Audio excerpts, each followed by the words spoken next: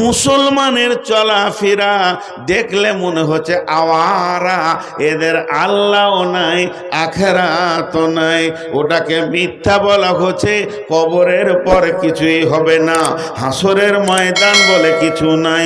যদি ওগুলো থাকতো, হিন্দুরা এসেছে সিরাসিনে যে ঘুরে ঘুরে ঘুরে ঘুরে ঘুরে ঘুরে মুসলমানদেরকে দেখছে। হিন্দুরা শুনে এসেছে, এতদিন জেনে এসেছে, কোনো বই পড়েছে যে আখেরাতের ভয় যদি থাকে তো মুসলমানদের থাকবে। ওদের কাছে যত আখেরাতের দলিল আছে, যত কবরের দলিল আছে, অন্য কোনো জাতির কাছে এত দলিল পৌঁছায়নি, এত আয়াত পৌঁছায়নি, এত হাদিস পৌঁছায়নি। তাহলে চল চল চল সেরাসিনে একদিন থেকে আসিগা। ওদের চলাফেরা দেখলে আমরা বুঝে নিব এরা আখেরাতকে কত ভয় করে। এবার সেরাসিনে এসে দেখছে সব আওয়ারা, নামাজ পড়ে না, মদের বোতল নিয়ে ঘুরে, চায়ের দোকানে সারাসারি মিথ্যা কথা, মুখের ভিতরে খিস্তি। তার মানে এদের চলনের ভিতরে আখেরাতের কিঞ্চিত পরিমাণ আছে বলে মনে হচ্ছে না। আল্লাহ বলতো কাযিবুনা বিদ্দিন, আল্লাহ বলছে তোদেরা যত আওয়ারা হবি হয়ে যা।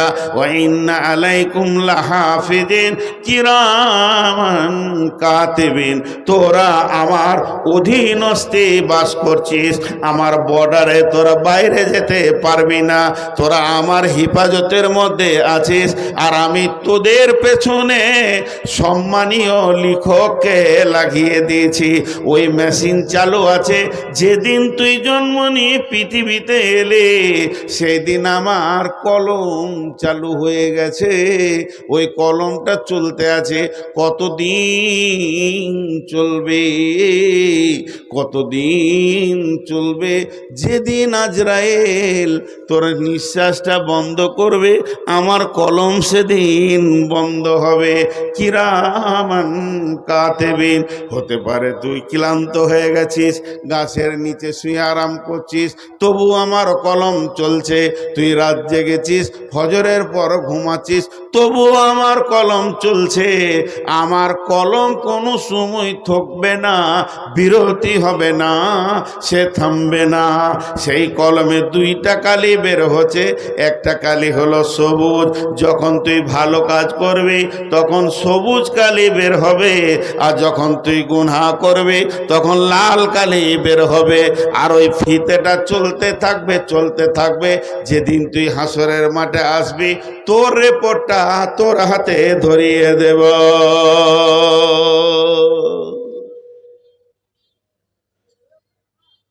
আজকে ফেব্রুয়ারির 4 তারিখ। 4 তারিখে আপনারা সেরাসিনের ময়দানে বসে আছেন, 2,500 লোক। আল্লাহর কলমে সবুজ কালি বেরোচ্ছে। এরা কালাম পাক শুনছে, এরা কালাম পাক শুনছে। 1 সেকেন্ড হলো, 2 সেকেন্ড হলো। একই টাইমে মেলাতে লড়কি নিয়ে ঘুরছে, বেটি ছেলে নিয়ে, ও লাল কালি বের হচ্ছে। আরে লুচ্চা, তোর কানে কি মাইকের শব্দ পড়ছে না? কোরআন বিলি হয়ে গেল রে, রসুলের হাদিস লুট হয়ে গেল রে। মানুষ শোনার জন্য বসে আছে, আর তুই বেগানা মেয়ের সঙ্গে, বেগানা পুরুষের সঙ্গে এখনো জিলাপির দোকানে দাঁড়িয়ে আছিস। লাল কালি বের হচ্ছে। একই টাইমে দুইটা রেজাল্ট চলছে। এর জন্য আল্লাহ বলছেন পা খুব সাবধানে ফেলো। আজকে আমি একটা ছেলেকে আমার কাছে এলো, বলে মামা কিছু বলেন। আমার দুটো জিনিস বলে যাচ্ছি, দুটো জিনিস বলে যাচ্ছি, আর আপনারাও শুনেলেন ওই দুটো জিনিস। ছোট্ট করে ওসিয়ত। পৃথিবীতে সব কিছু চেঞ্জ করা যায়, ইতিহাস চেঞ্জ করা যায় না। ইতিহাস চেঞ্জ করার মতো ক্ষমতা কারো নেই। মানুষ মরে, ইতিহাস মরে না। ইতিহাস তারিখ মরে না। একটাই জিনিস জীবিত থাকে, তার নাম হচ্ছে তারিখ। আর পৃথিবীতে মুছে দেওয়ার জন্য অনেক জিনিস আছে। এই লেখাগুলো মুছে দেওয়া হবে, ছিঁড়ে ফেলে দেওয়া হবে, ইতিহাস মুছা যাবে না। অতএব তুমি পা ফেলো খুব হিসাব করে, পা ফেলো হিসাব করে। জি, আপনাদেরকে আল্লাহ হিসাব দেখাচ্ছেন একটা, সেটা কি রকম? বিসমিল্লাহির রহমানির রহিম। ইয়াসালুনাকা আনিস সাআতি আইয়ানা মুরসাহা ফীমা আনতা মিন যিকরাহা ইলা রাব্বিকা মুনতাহাহা কাআন্নাহুম ইয়াওমা ইয়ারাউনাহা লাম ইয়ালবাসু ইল্লা আশিয়াতান আও দুহাহা।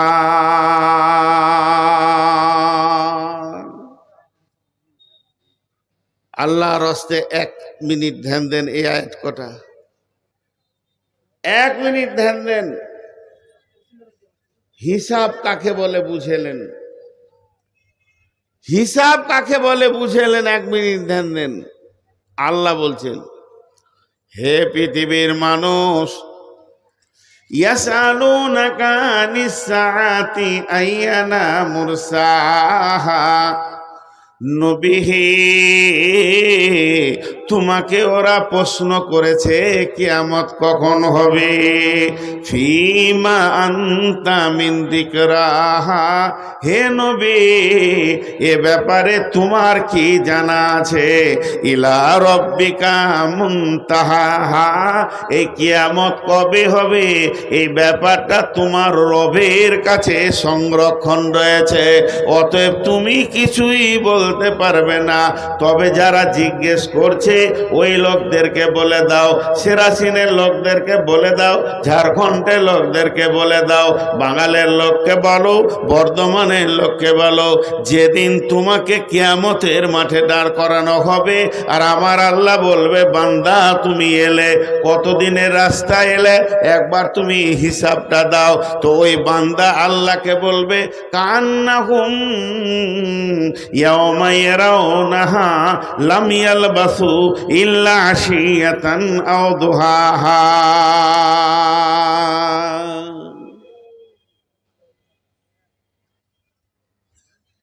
কথা বলবো, কিন্তু একটা কথা জিজ্ঞেস করছি আপনাদেরকে।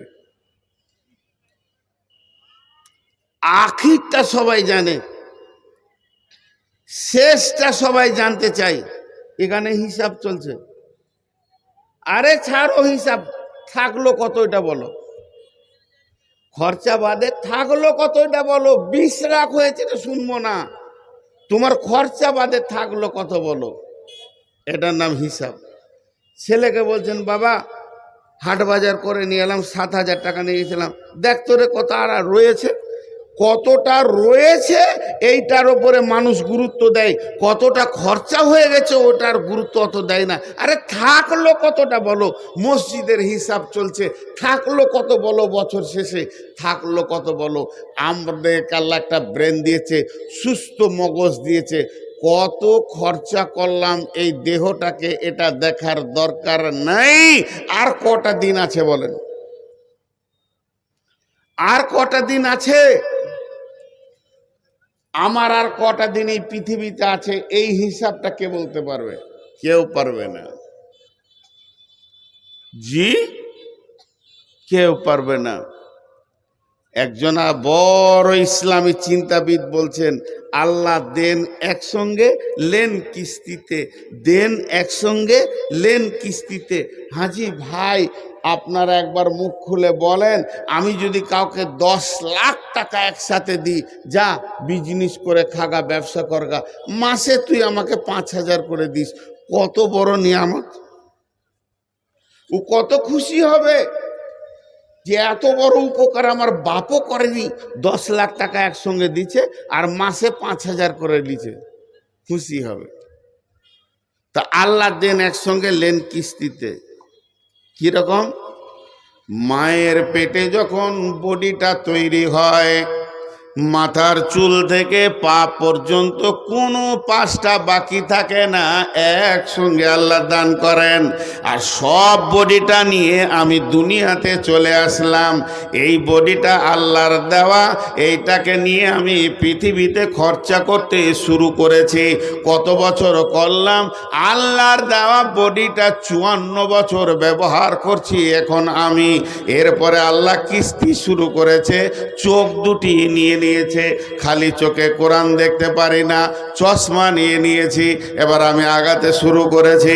তারপরে বলছে এবার মিজাজ চলে গেল, এরপরে বলবে হাত গেল, তারপরে বলবে দাঁতগুলো খসে গেল, পা কাজ করে না। একটা একটা কিস্তি যখন শুরু হবে বন্ধুরে, তখন ভাবতে হবে এবার আল্লাহ আমাকে নিতে শুরু করে দিয়েছে, আমার কিস্তি শুরু হয়ে গেছে, মানে আমার যত ঋণ আছে আল্লাহ নিয়ে নেবে। শেষ কিস্তিতে আত্মাটা নিবে, জানটা নিবে, কবরে ঢুকিয়ে দেবে। এটা আল্লাহ দেন একসঙ্গে, নেন কিস্তিতে। কিস্তি যখন শুরু হয়ে গেছে তখন বুঝে নিতে হবে আর পৃথিবীতে বাঁচপানি চলবে না।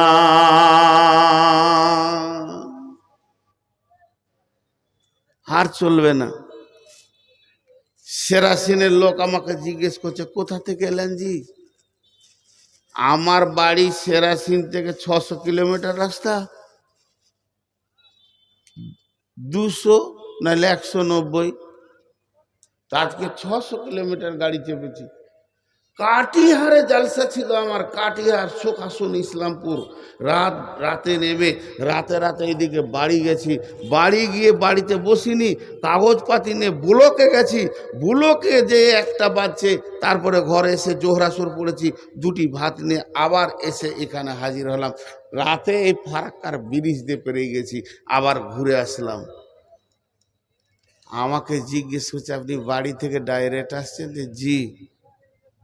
রাস্তায় কোথাও দাঁড়িয়েছিলেন নাকি? একবারে চলে এলেন? তখন আমি হিসাব শুরু করে কেমন করে বলছি দেখেন, বলার ভঙ্গিটা তাকাবেন। কোথাও দাঁড়াইনি, একটা মসজিদে মাগরিব ইশাটা পড়লাম। খানিক দাঁড়িয়েছিলাম, একটা মসজিদে মাগরিব ইশাটা পড়লাম। আপনাদের কি মনে হচ্ছে 5 ঘন্টা? কি মনে হচ্ছে 5 ঘন্টা? 5 মিনিট। আল্লাহ বলছেন যেদিন তোকে কিয়ামতের মাঠে আমি দাঁড় করাবো, আমি জিজ্ঞেস করব বান্দারে কোথায় থেকে আসছিস বল। তোর সফর তো জান্নাত থেকে শুরু হয়েছে। জান্নাত থেকে তোকে আমি মায়ের পেটে দিয়েছিলাম, মায়ের পেটে এর করে দুনিয়া নামে একটা জায়গা তুই অতিক্রম করেছিস। তারপরে তুই কবরে এলি, কবর থেকে তোকে তোলা হলো। তাহলে তুই কত দূর রাস্তা এলি, কোথায় ছিলি তুই বল। ওই লোকটা আল্লাহর সামনে কি বলবে দেখেন, কান্নাহুম ইয়াউমা ইয়ারাউনাহা লাম ইয়ালবাসু ইল্লা আশিয়াতান আও দুহাহা।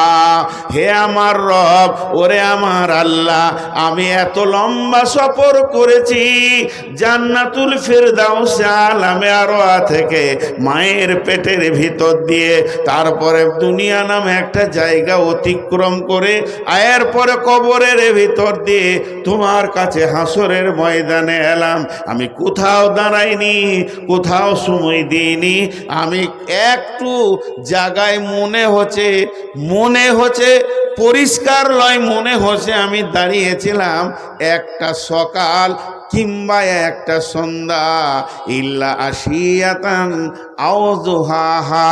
কে বলবে এই পৃথিবীতে যে 70 বছর বেঁচেছে, 100 বছর বেঁচেছে, যে লোকটা কোম্পানি ছিল, যার অধীনস্থে 300 ডাম্পার কাজ করেছে, যার অধীনস্থে পাহাড়ে 10টা ক্যাসার চলেছে, যে কয়েকশো কোটি টাকার মালিক ছিল, এলাকার জমি জায়গা পুকুর বাগান যে কিনেছে, যে মেয়েটা 70 বছর বেঁচেছে আর 70 বছরে 8টা ছেলেকে প্রসব করেছে, তার 8টা ছেলেকে প্রসবের কোঁত দিতে দিতে দিতে দিতে সে 8 বার মওতের মুখ দেখেছে।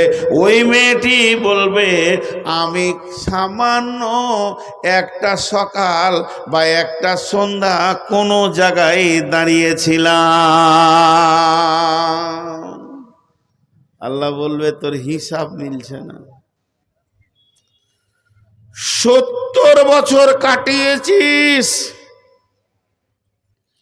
সেরাসেরের মাটিতে হেঁটে হেঁটে হেঁটে হেঁটে, তুই মাতলামো করেছিস, ওই মাটি আমাকে দরখাস্ত করেছে, এই কাজু করেছে, ব্যভিচার করেছে। তুই 70 বছরটাকে একটা সকাল আর একটা সন্ধ্যা বলবি, নিজের জীবনের হিসাবকে ছেড়ে দিলি। হিসাব আমরা করি না, জমির হিসাব করি, জায়গার হিসাব করি, ধানের হিসাব করি, পেঁয়াজের হিসাব করি, রসুনের হিসাব করি, সিমের হিসাব করি, বেগুনের হিসাব করি, দোকানের হিসাব করি, চায়ের দোকানের হিসাব করি, পানের দোকানের হিসাব করি, সারা পৃথিবীর সব কাজের হিসাব করি, কিন্তু আখেরাতের কতটা পুঁজি জমা করলাম একদিনও কাগজ কলম নিয়ে বসিনি। উদাস উদাস আওয়ারা, এ যেন সরকারি ষাঁড়, রাস্তায় ছাড়া আছে, যা মন তাই করবে, আওয়ারা। ভাইরা আমার, আপনাদের সামনে একটা জিন্দেগির কথা তুলে ধরছি।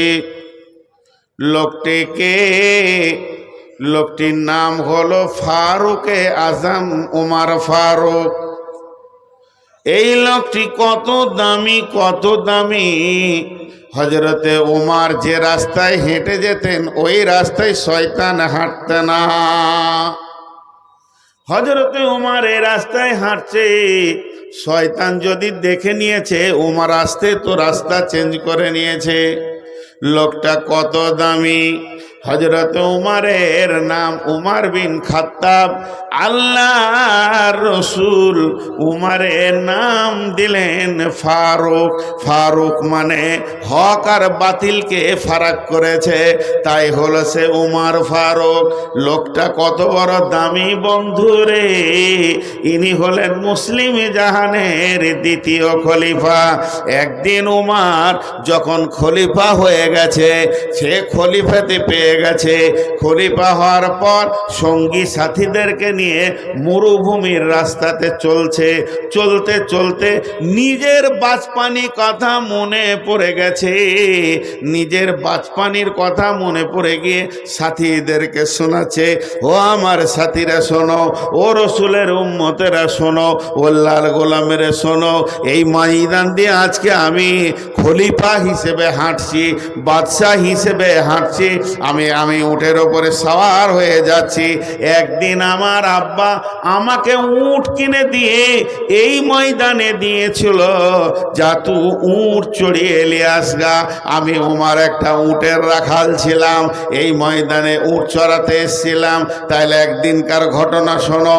আমাকে প্রচণ্ড রোদ লেগেছে, আর উট আমার ঘাস খেছে, ঘুরছে, চড়ছে। আমি আর গরমে থাকতে পারছি না। কোথা যাব, কোথা যাব? উটের পাছাতে গিয়ে বসেছি। হযরত ওমর উটের পাছাতে গিয়ে বসেছে, আর উট বড় বড় বড় বড় করে ওর মাথায় হেগে দে। কতটা বুঝে, চাওয়ালা, ওই উঠা, চা উঠা, ভাগ, সিধা মালদা স্টেশন চলে যা। এই চাওয়ালা ভাগ, ওই চাওয়ালা ভাগ। আবার ওখানে দোকান বানাচ্ছ, ফের ওখানে দোকান বানাচ্ছে। ওর সাহস কত উঠে না।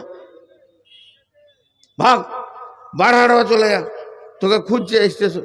ফের গাছের আড়ে বসলো। কত বড় বদমাস ও, কয়েকটা লোককে, আবার ওটা মৌলবিও আছে, বাস ওখানটা মার্কেট করে দিলে।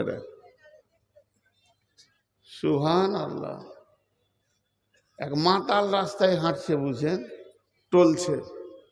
এক মৌলবি বলছে, পড়ে যাবি বে, সোজা করে হাঁট। ও টলতে টলতে বলছে, আমি পড়লে একা পড়বো, তুই পড়লে সমাজ পড়ে যাবে, তুই বেশি সোজা হাঁট। তুই যদি পড়ে যাস তো সমাজ পড়ে যাবে।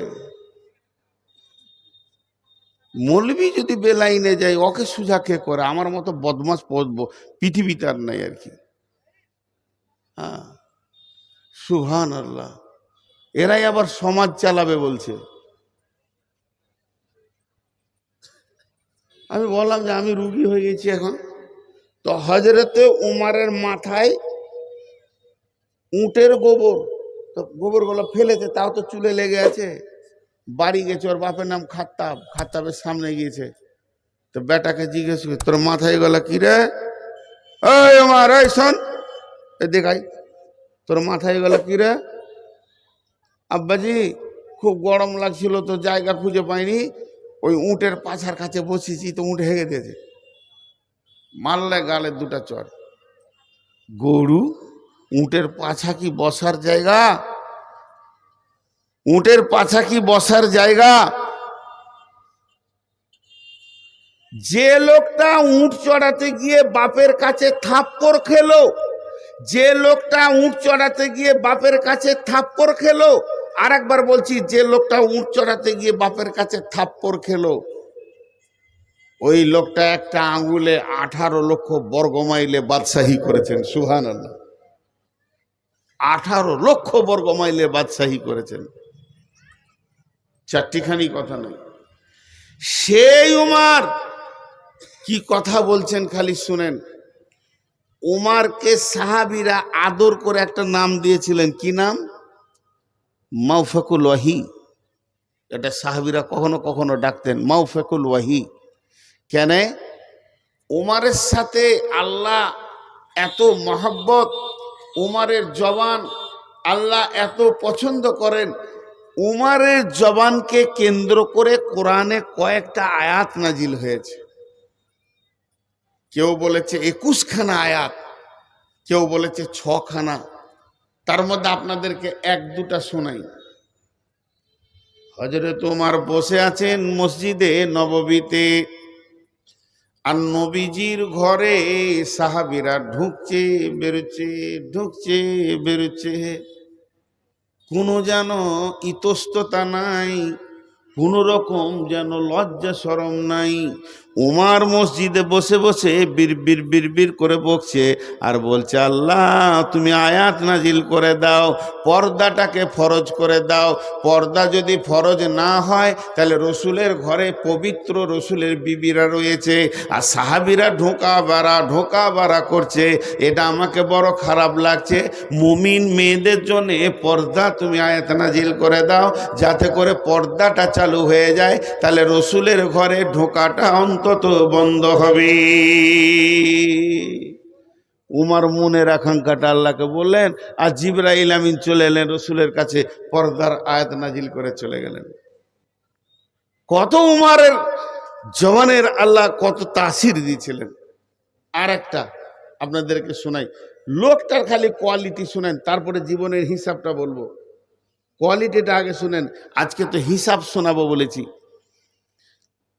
আল্লাহ রসুল বাইতুল মুকাদ্দেস, যে এটা ফিলিস্তিনে যুদ্ধ চলছে, ওইটাকে যখন বাতিল ঘোষণা দিল কেবলা করা থেকে, আর পশ্চিমে কাবাকে যখন কেবলা করে দিল মক্কার, বিশ্বনবী মক্কায় গেলেন নামাজ পড়তে, হাতে মুসল্লা রয়েছে, বিশ্বনবী কাবার পাশে পাশে পাশে পাশে ঘুরছে, আর সাহাবীদেরকে বলছে, ও সাহাবীরা তোমরা আমাকে মাসওয়ারা দাও, তোমরা আমাকে যুক্তি দাও, বুদ্ধি দাও, আজকে আমি মুসল্লাটা কোথা রেখে নামাজ পড়ব?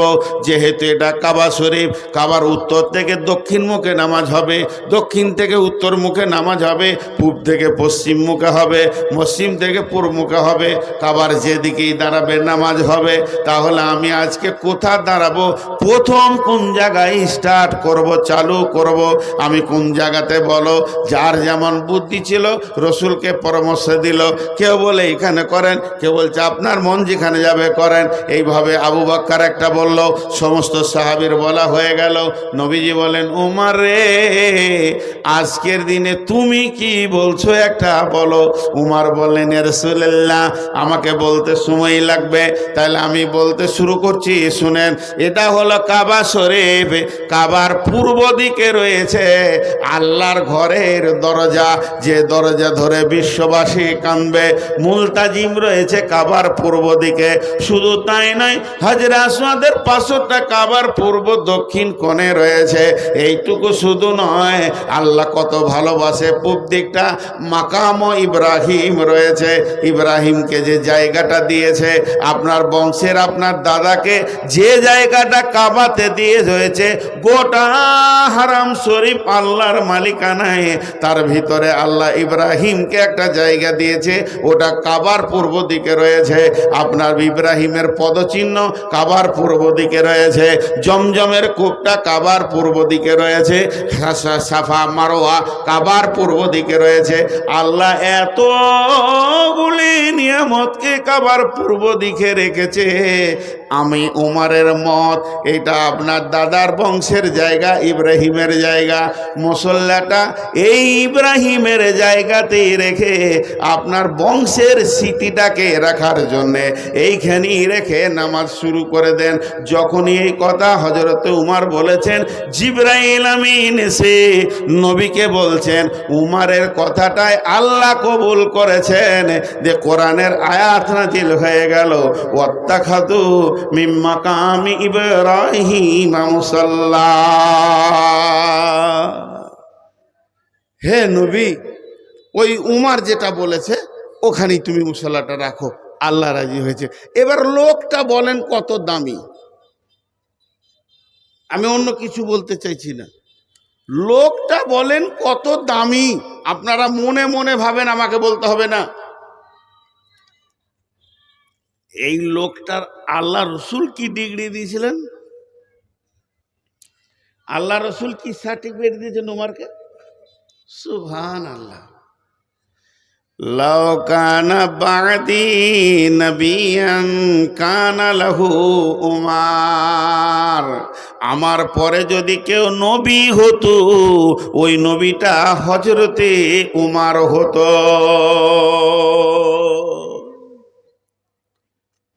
আর বললাম না। এবার লোকটার হিসাব দেখেন, আমাদের সঙ্গে মিলছে কিনা দেখেন। ফজরের নামাজ পড়তে গেছে, ইমামতি করছে, আল্লাহু আকবার। এক বেঈমান ইহুদি আবু লুলু বড় একটা বর্ষা নিয়েছে, মেরে দিলে ঝাড়ামছে, পিঠ দিয়ে ঢুকলো, বুক দিয়ে ফেটে বেরিয়ে গেল। হযরত উমর পড়ে গেলেন। পড়ার আগে পেছন দিকে আব্দুর রহমান ইবনে অফকে ধরে ইমামতির জায়গায় দিয়ে দিলেন। নামাজ চালু, নামাজ বন্ধ হয়নি। আমিরুল মুমিনিন মাটিতে পড়ে গেছে, রক্ত যেন গল গল গল গল গল গল গল গল করে স্খলন হচ্ছে, রক্ত বের হয়ে চলে যাচ্ছে, শরীরটা ধীরে ধীরে ধীরে ধীরে শিথিল হচ্ছে। কেউ বলছে পানি আন, কেউ বলছে দুধ আন। বন্ধুরে, জীবনের হিসাবটা এই জায়গায় মিলাতে পারবেন না। যখন উমরকে দুধ খাওয়ানো হচ্ছে, ওই দুধটা পেটে যেছে না, এই ক্ষত জায়গা দিয়ে বের হয়ে চলে যাচ্ছে। ওই অবস্থায় উমর পৃথিবী ছাড়া সময় হয়ে গেছে। উমরের বেটা আব্দুল্লাহ ধরে এসেছে, আব্বাজান কি হয়েছে, কি হয়েছে? গোটা মদিনাতে হইচই মেতে গেছে, উমরকে মেরে দিয়েছে, উমরকে শহীদ করে দিয়েছে। বন্ধু, হে যুবকের দল, ওরে আমার বেটার দল, আমার বেটার বয়সে যারা রয়েছে তোমরা, তোমাদের পাগুলো ধরে বলছি, একবার উমরের কথাটা এই সময় শোনেন। আর মাত্র ক মিনিট দুনিয়াতে থাকবে, এরকম ঘোর হয়ে পড়ে আছে, বসে থাকার ক্ষমতা নাই। এরই মধ্যে একটা সাহাবী ইচ্ছাকৃত নয়, ইচ্ছাকৃত নয়, ইচ্ছা করে নয়, ভুলে তার একটা কাজ হয়ে গেছে, হটপটি করে এসে বলছে, আহা আহা হা, কি হয়ে গেল গো, কি হয়ে গেল গো? ও খেয়াল করে নাই ওর লুঙ্গিটা টাকনুর নিচে চলে গেছে। আর ওই অবস্থায় বলছে, কি হলো, কি হলো? উমর ওই অবস্থায় কি ভাষা বলছেন, ও আল্লাহর গোলাম, ওরে রসুলের উম্মত, আমি উমর মরে গেলে ইসলামের কিছু ক্ষতি হবে না। কেমন অঙ্ক দিছে দেখেন, আমি মরে গেলে ইসলামের কিছুই ক্ষতি হবে না, তুমি রসুলের সুন্নতটাকে বাঁচাও, এটা যদি মরে যায় ইসলামের বিরাট ক্ষতি হয়ে যাবে। যতগুলো যুবক আছেন একবার পায়ের গোড়ালি নিচেটা তাকান, হাত দুটো ধরে বলছি, উমার ওই অবস্থায় বলছে মরবে। তারা জিন্দেগিকে কিভাবে হিসাব করেছে দেখেন, মরবে তো বলছে বেটা তুই লুঙ্গিটা তোল, আমি মরলাম তা কি হলো, একটা মানুষ মরলো তো তোর এত কিসের হুতাশ আছে, কিন্তু রসুলের সুন্নত মারিস না। আজকে পশ্চিমবঙ্গ রণক্ষেত্র হবে 26শে ফেব্রুয়ারি 16 ফেব্রুয়ারির পর দেখবেন রক্তে লোহে লোহান হয়ে যাবে পশ্চিমবঙ্গ, কেউ রুখতে পারবে না। হে মুসলমান, সুন্নত কোথা গেল তোমার কাছ থেকে? এরপরের ঘটনাটা শুনেন। হেরা পড়ে আছে, বাঘের বাচ্চা বাঘ, সিংহের বাচ্চা সিংহ। উমারের বেটা এসে উমারের মাথায় হাত বুলাচ্ছে, আব্বু আব্বু একটু তাকালো। কি বাবা, আপনি এত হতাশ কেন গো? আপনি তো চললেন আল্লাহর কাছে। শ্বশুর বাড়ি গেলে মানুষ আনন্দ হয়, খালার বাড়ি গেলে মানুষ আনন্দ হয়, নানার বাড়ি গেলে মানুষ আনন্দ হয়, বন্ধুর বাড়ি গেলে মানুষ হাসতে হাসতে টেনে চাপে আর যায়। আর আল্লাহর কাছে যাওয়ার সময় কেন এত কাঁচুমিচু? তোমার খুশি লাগছে না? তা অজি উমারের বেটা এত কথা বলেনি। উমারের বেটা বলছে, আব্বা আপনার তো আল্লাহর মোলাকাতের টাইম হয়ে গেছে, তো আপনি এত মাইয়ুস হচ্ছেন কেন? হযরত উমর চোখের পানি ছেড়ে দিয়ে বলছে, বেটা রে তুই আমাকে কি চিনিস তুই বল? তুই এতটুকু জানিস আমি তোর মায়ের স্বামী, তাই তোর বাপ, কিন্তু তোর বাপের চরিত্র সম্পর্কে তোর কিছু জানা আছে কি? বেটা রে আমাকে মরতে হবে এ বিষয়ে আমি কোনো চিন্তা করি না, শুধু চিন্তা করছি মরার পরে আমি যার কাছে চললাম ওর সামনে কেমন করে আমি দাঁড়াবো রে বেটা। এমন কোনো কাজ আমি করতে পারিনি যে কাজটার বদৌলতে আল্লাহর সামনে গিয়ে দাঁড়াবো। কিছু খুঁজে পেছি না বেটা। এই যাওয়ার আগে আমার আমলের ব্যাগে কোনো নেকি পেছি না, কোনো ভালো ব্যবহার পেছি না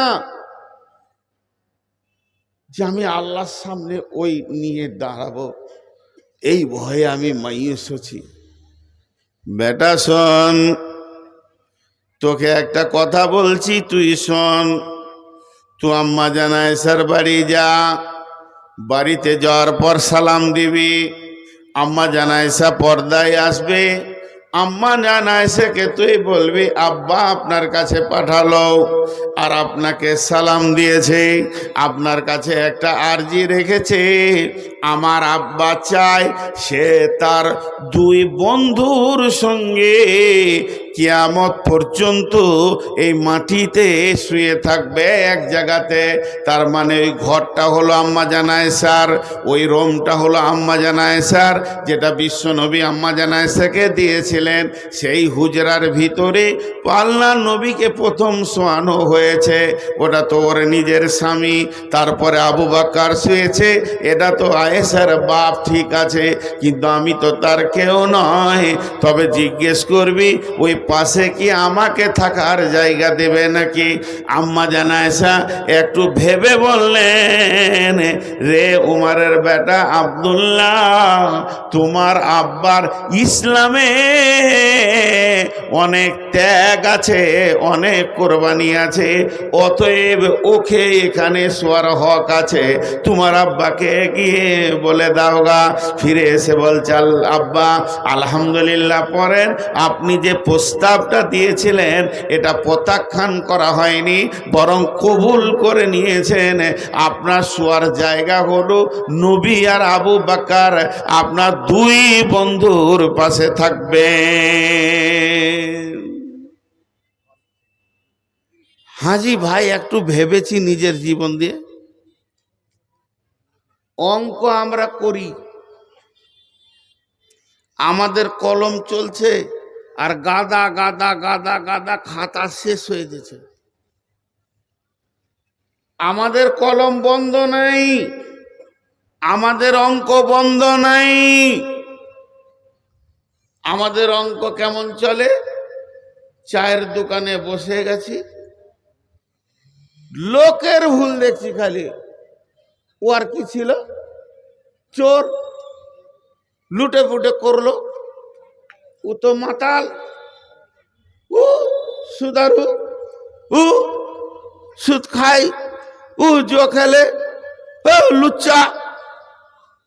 সারা দুনিয়ার হিসাব করছি, নিজের দিকে একবার তাকিয়ে দেখছি না যে আমি কি করছি। চায়ের দোকানে একবার বসে গেলে গোটা দুনিয়ার লোককেও খালি ভুলই দেখছে, ভুলই দেখছে, ভুলই দেখছে। আমার একটা প্রশ্নের উত্তর দেন। আমি বলিনি যে আপনি গুনাহ করেন, কিন্তু আমার প্রশ্নের উত্তর দেন। এতটি লোক বসে আছেন, আপনি জুতাটা সোজা আমার মুখের বরাবর ছুঁড়ে দিবেন, আর আমি ওটা ফুল বলে কুড়িলে চুমা খাবো। আমি চুরি করলাম তো তোর বাপের কি? উত্তর দেন, এটা কি আছে? আমি মদ খেলাম তো তুই কি করবি? তোর কি হয়েছে বল? এটা উত্তর দিতে পারবেন? এইটার উত্তর যদি আপনি দিতে পারেন তো সারা জীবন আপনাকে আমি গুরু গ্রহণ করব। আল্লাহ তোকে উত্তর দিতে বলেনি, না কোরআনে না হাদিসে। মাতালের হিসাব লিখা তুই। আমি একটা পাকা মাতাল, সেরাসিনের 1 নম্বর মাতাল। সকালে 2 বোতল, দুপুরে 2 বোতল, বিকালে 2 বোতল না খাইলে আমার চলে না। আমি লুচ্চা, প্রতিদিন মেয়ে ছেলে চেঞ্জ করি, আমি লুচ্চা। তোর কি? এটা উত্তর দেন। দিতে পারবে না। তোর যদি কি হয়, কতটা হবে জানিস? এই লুচ্চার পাটা ধরতে পাবি, তাছাড়া তোর কিছুই নাই। তোকে হাদিস কোরআন ওইটুকু বলেছে, লুচ্চা দেখবি, মাতাল দেখবি, পা ধরকাতে বলগা ভাই ছেড়ে দে, তবলিগ করার আছে। তুই আমার আলোচনা করে কি করে নিবি? কমাতে পারবি নাকি না বাড়াতে পারবি? কেন এত সাহসিলে আমি বলছি? আমার জান্নাতটা যার হাতে, আমার জাহান্নামটা যার হাতে। যে চাবি খুলে দিলে আমি জান্নাতে যেতে পাবো, যে চাবি বন্ধ করে দিলে জান্নাত বন্ধ হয়ে যাবে। যার চাবিতে আমি জাহান্নাম যাব, যার চাবিতে আমি জান্নাত যাব। আমার জীবনের যে মালিক, সে আল্লাহ বলছে, গোলাম রে, হলো অনেক করেছিস তুই, এবার একবার রমজান মাসে তওবা কর, অঝর নয়নে কান, আমি মাফ করে দিব। যার হাতে আমার জান, সে মাফ করার জন্য রেডি আছে। তোর মুখের কথায় আমি ভয় খাবো? এই যে হিসাব, লোকের গুনার হিসাব, লোকের গুনার হিসাব। নিজের গুনার দিকে আমরা একবারও তাকাই না, নিজের গুনাহটা আমরা খুঁজে পাই না। আমি তখন থেকে খালি হিসাবের উপরে কথা বলছি।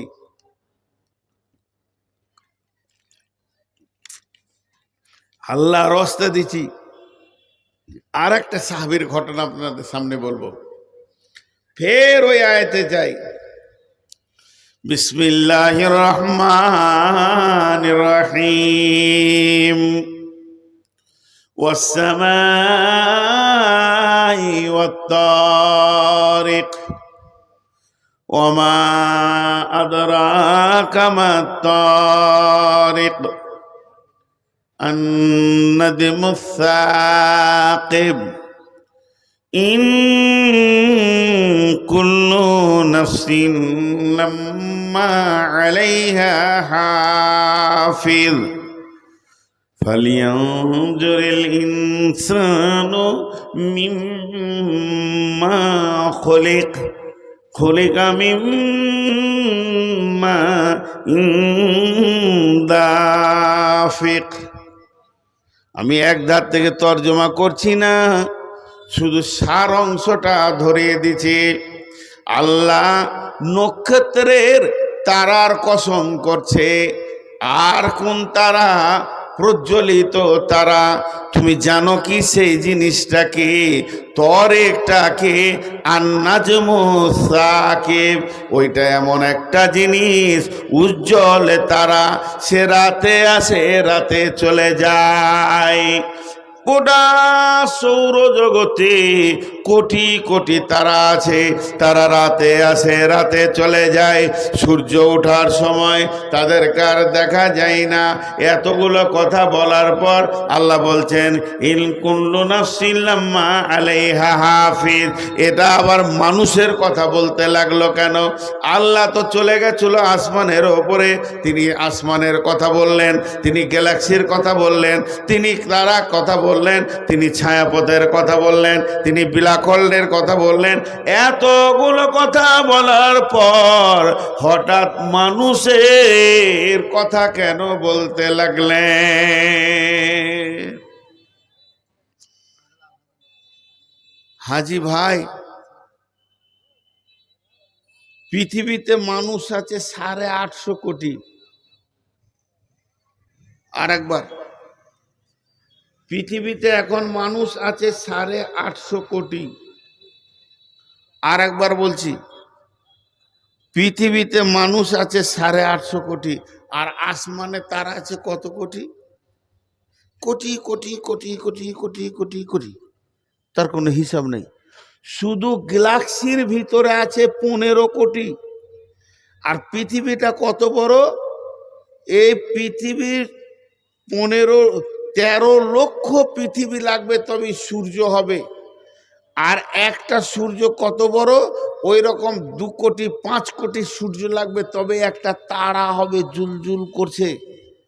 তারার ভিতরে আবার গ্রহ আছে, ব্ল্যাক হোল আছে, গহ্বর অন্ধকার। এগুলোর কথা বলতে গেলে অনেক টাইম লাগবে কোরআনের আয়াত দিয়ে। মানে একটা খাল আছে, এমনি গুলটি ফেললে 1 2 3, তার ওই যে ছেলেরা গুলি খেলে, এরকম একটা খাল আছে, ওই খালে 4000 গুলি ধরছে, বড় খাল।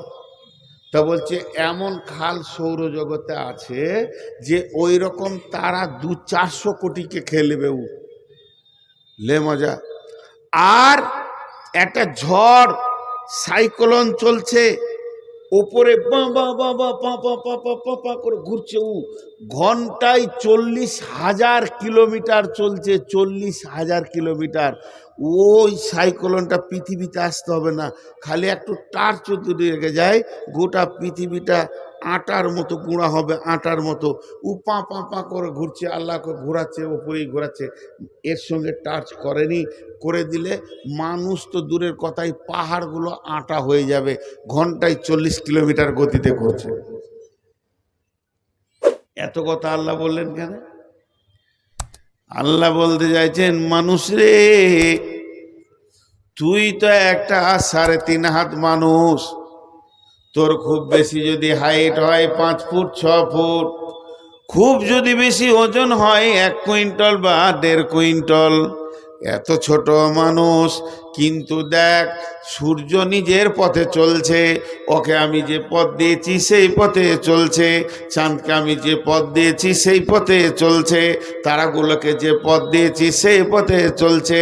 ওই ঝড়টা যদি পৃথিবীতে আসে তোদেরকে মেরে দেবে, কিন্তু এত বড় ঝড়, তারপর ওকে একটা রাস্তা দিয়েছি, ওই পথে চলছে।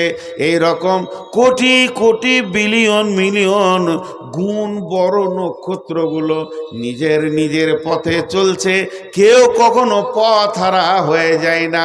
হতভাগা মানুষ রে, তোদেরকে আমি একটা পথ দিলাম, এই পথটা বাদ দিয়ে তুই বেপথে চলছিস।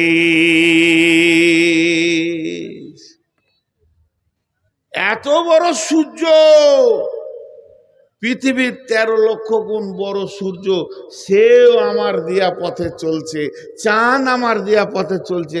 আর তুই ছোট একটা পুতলার মতো মানুষ, তোকে পথ দিলাম, তা ভালো লাগছে না? হিসাব কর, তুই কাগজ কলম নিয়ে বসে যা। তোকে দিন ভালো লাগছে না, তোকে পথ ভালো লাগছে না, গ্রহণ করতে মন যেছে না, যা মন যেছে তাই করছিস, আওয়ারা হয়ে গেছিস। শুনলেন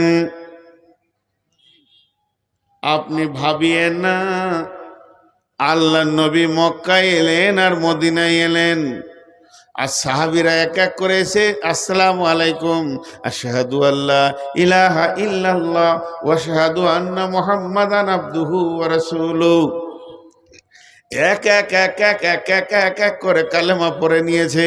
এত আসান লয় বন্ধুরে। সাহাবীদের জীবনী একবার পড়ে দেখবেন, তারিখ পড়ে দেখবেন। কোন সাহাবী বলছেন আমি নবীজিকে আমার বাড়ির দরজা থেকে 100 বার ঘুরিয়ে দিয়েছি, বেজ্জুতির সঙ্গে ঘুরিয়ে দিয়েছি, গর্দন ধাক্কা দিয়ে বের করে দিয়েছি। কোন সাহাবী বলছেন 20 বার ঘুরিয়ে দিয়েছি, কেউ বলেছে 50 বার ঘুরিয়ে দিয়েছি। বন্ধুরে আমার, বিশ্বনবী এক একজনের দরজায় একবার, দুবার, 20 বার, 50 বার গেছেন। শুধু তাই নয়, বেঈমান আবু জাহেল, বেঈমান আবু জাহেল, বেঈমান আবু জাহেলের দরজায় আল্লাহ নবী 450 বার গেছে, বেঈমানকে ঈমান মেলেনি। তাহলে কি মেহনত চলছে।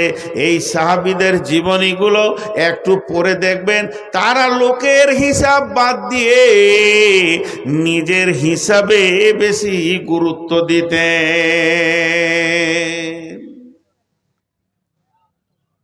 অনেক সাহাবীর জীবনী আছে, হ্যাঁ ওটা আমি খেয়াল করছি। অনেক সাহাবীর জীবনী আছে, ধ্যান দেন আমার দিকে। বিছানাতে শুতে যাবে, বিছানাটাকে রেডি করে নেছে, বালিশটাকে রেডি করেছে, কম্বলটাকে রেডি করেছে। এবার শোয়ার আগে তসবিহ করতে লাগলো, দোয়া পড়লো, যেগুলো আছে সূরা মুলক পড়লো। সব যখন পড়া হলো, এবার অঙ্ক করতে বসলো। সকাল থেকে কি কি করেছি, কি কি করেছি, কাকে কি বলেছি, কাকে কি করেছি, এই বলতে বলতে, হ্যাঁ দেখ ওকে দুটা কথা বলে দিলাম, ওটা না বললেও তো হতো।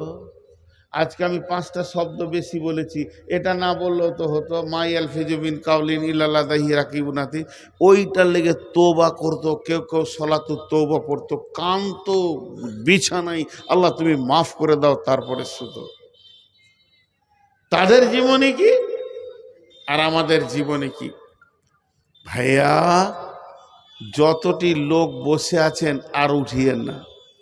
5টা মিনিট টাইম দিচ্ছি আপনাদেরকে, উঠিয়ে না। 5টা মিনিট আল্লাহর রাস্তায় উঠিয়েন না ভাই আমার। আপনারা উঠলে আমার মন খালি হয়ে গেছে। ছোট্ট করে একটা কথা বলি, এই করোনার ইঞ্জেকশনটা যতগুলা ছেলে নিয়েছে, এদের স্ট্রেংথ কমে গেছে জানেন। আগে জালসা বহু রাত হতো। সব থেকে আমি আমার জীবনে জালসা দেখেছি রাত 3টে 4টা ফজর পর্যন্ত কাটিহার জেলায়। এখন কাটিহারে 12টা বেজে গেলে একটা লোক থাকে না, একটা লোক থাকে না, একটা লোক থাকে না। আল্লাহকে সাক্ষী রেখে বলছি।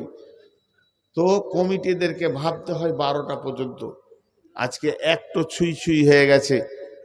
আমি আপনাদেরকে বলবো, নূর মোহাম্মদ বক্তব্য রাখলো, আগে নুরুল ইসলাম রেখেছে, তার আগে আব্দুল শুকুর। কার বদৌলতে? মাদ্রাসার। একটু আগে ঘটনা শোনালাম। আমি উমার মারা যাই, কোনো দুঃখ নাই, কিন্তু সুন্নতটা বাঁচা। নূর মোহাম্মদ যদি এখানে মারা যায়, ইসলামের একটা চুল বাড়াবার ক্ষতি হবে না, কিন্তু মাদ্রাসাটা মরে গেলে গোটা দুনিয়ার ক্ষতি হয়ে যাবে। তাই আমি শেষবারের মতো, বাপজিরা আমার কেউ আছেন 5000, 2000, 1000 দেনেওয়ালা, আর যিনি উঠবেন অন্তত একবার স্টেজের কাছে আসবেন, তারপরে আপনি যাবেন। একটা টাকা না দিয়ে কেউ যাবেন না। কেউ আছেন আল্লাহর গোলাম 2000, 5000 দেনেওয়ালা? শেষ। কেউ আছেন আল্লাহর গোলাম 1000 দেনেওয়ালা নাই? 10টা লোক দুর্গম গিরিকান্তর মরু দুস্তুর পারাবার, লঙ্ঘিতে হবে রাত্রিতে যাত্রীরা হুঁশিয়ার, ফুলিতেছে জল, দুলিতেছে তরি, ভুলিতেছে মাঝি পথ, কে আছো নওজোয়ান হও আগোয়ান, হাঁকিছে ভবিষ্যৎ। একটা কলম নেন, জীবনে কত টাকা করলাম, বেটাকে কত দিলাম, বেটিকে কত দিলাম, যেদিন চলে যাব কত রেখে যাব, আর আমার নিজের ব্যাংকে কত জমা করলাম, আপনি বুঝতে পারবেন। আমি নিজেই হতভাগা। ভাইয়া, কেউ আছেন একটা 500 টাকা দেবেন, 500 টাকা দেবেন একটা মাস, দোয়া তো করবো রে বা। আর কেউ আছেন এর সঙ্গে জোড়া হবেন? 1500 দিয়ে আমি আপনাদের শেষ মুকাররির বিধায় আমার হাত দিয়ে কিছু হোক, এটা আমি চাইছি। আমি অনেক বড় রুগী, একে তো মুসাফিরের দোয়া কবুল হয়, অসুস্থ ব্যক্তিরও দোয়া কবুল হয়। কত আছে? 500, 1000, 3500 টাকা। আচ্ছা, দাদা দাদি নানা